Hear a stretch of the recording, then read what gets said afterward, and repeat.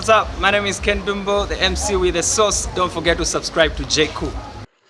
If we are to develop as a country, and this is my opinion, if we are to develop as a country, we need to look at politics not as a way of insulting, not as a way of frustrating, not as a way of fighting the people in positions of authority in their quest to find the right policies and proposals to develop this country. But we should look at politics as a way of bringing our ideas together, our proposals together, and see how they can best help us develop this country. I feel like for the longest time in this country, we just want to fight, insult, and oppose everything that the government wants to do. It's like we just focus on ourselves. Whatever we feel the government has to do, we wish it were us. And that is why even in the past, you find that when proposals that seem to be, developmental for this country are opposed. Every time when a government brings up, oh, we wish to do this, but before we can do it, we feel like if you help us maybe amend this, or if you help us do, people just be like, no, it will be a wastage of resources. We do not have time. Let's look at productive things. There are certain things that look unproductive when you're not the one in power. The moment you get in power, then you realize, oh, this is what our friends were saying. And I have a problem because most of us that are not in these positions of authority, whatever the government proposes, we will fight it and we will shoot it down. Until it is us there, that's when we are like, oh, so this is what they meant. For the longest time in our country, we have talked about inequalities. We have complained about women not being involved in politics. We have complained about women not being appointed in positions of authority. We have complained about some constituencies being too big. We have complained about some districts not receiving any form of development. And these are things that we see. These are things that we hear. These are things that we read about. But the moment when a government proposes, for us to achieve this is the only way, then we start fighting those proposals. Let's just look at the issue of women representation in positions of authority and also in parliament. What do you think is the cause? To think, why is it that we have very few members of parliament in parliament? Why is it that we have very few women, representing us in these government institutions? Why? What do you think?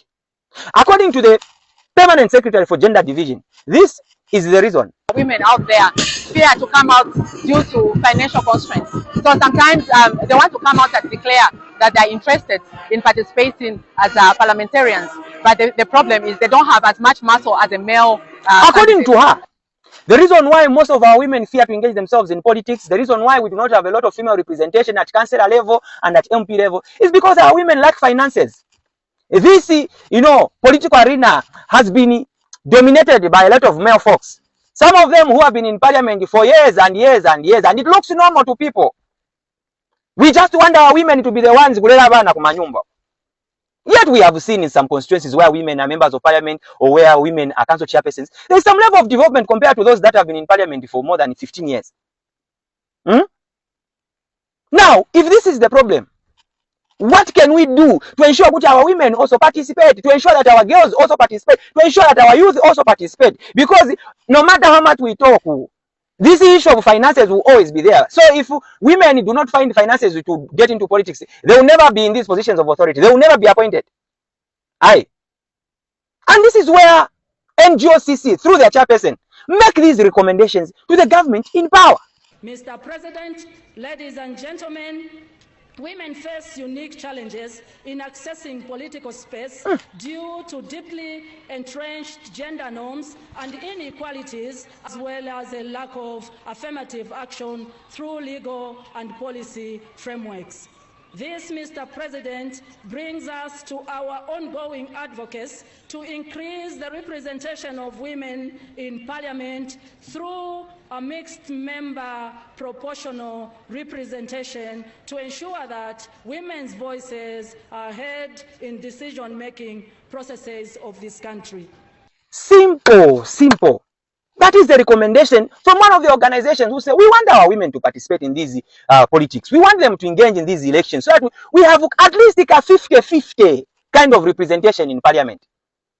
By so doing, we will allow our women to participate in politics and express themselves and also make proposals on what they feel could be the solutions to the problems that are affecting them. Now, after these the proposals that are made, the president sits down and realizes that some of the recommendations that are coming from organizations like NGOs, even okay, change in Nigeria. We need the constitution to be amended.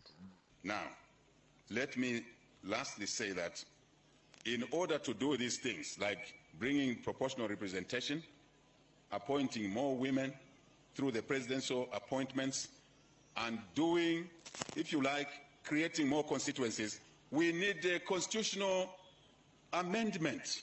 We need a constitutional amendment, and we are willing to do that. We pronounced it in my last address to Parliament, and we want to invite all the stakeholders, civil society, churches, traditional leaders, to support the constitutional amendments that will allow for us to bring more women in Parliament, either through direct election or through proportional representation. I take it that as a nation, we agreed that we will amend the constitution before the 2026 elections so we can deliver more opportunities for women and the society as a whole.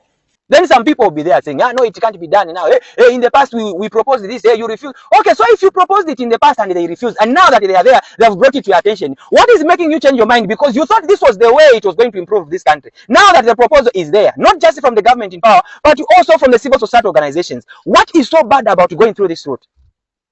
We just want to be complaining every day about women not participating. We want to be complaining about the youth not having opportunities. We just want this political arena to be male dominated. Well, if delimitation is what is going to bring about development in constituencies, let us do it.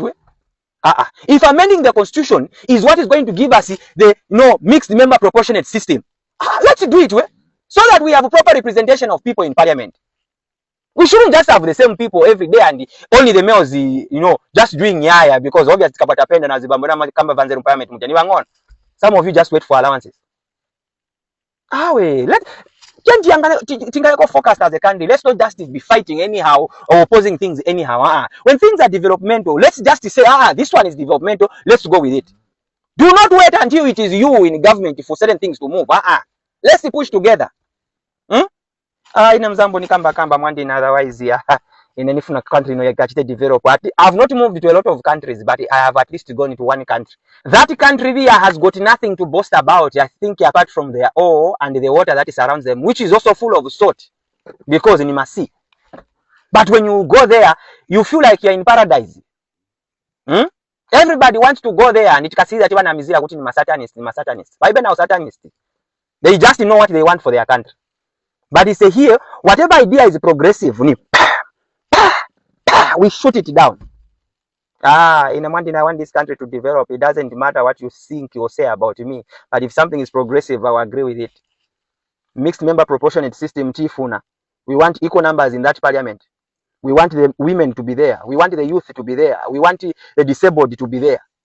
We want to hear it from the people that are affected, not those that just feel or think that group is affected. All the groups must be represented in there. Mr. President, members of parliament, civil society organizations, if it takes us to do delimitation Yama constituencies to develop this country, let's go with it. If it takes us to amend the constitution in order for us to have a proper representation of people, like NGOCC has recommended, let's go with it. It is for our own benefit. It is for the benefit of our children. It is for the benefit of Zambia's future. Let's do it. Thanks for tuning in to JQ News. Don't forget to like, share, and subscribe for the latest updates on tech, politics, and everything in between. Until next time, stay cool.